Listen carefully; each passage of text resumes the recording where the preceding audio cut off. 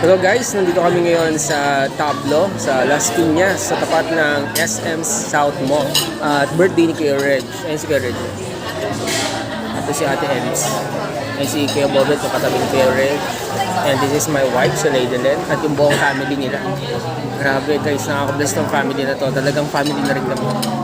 And yan. At yung mga kinakain namin ngayon ay, ano pa lang yan, appetizer. Hindi. Happy birthday. Appetizer pa lang, ang dami na yun. Maganda rin guys yung lugar. Kaya, report ko kayo. Ayun o. Ayun guys, ang ganda diba? Pwede kayo pumunta rito.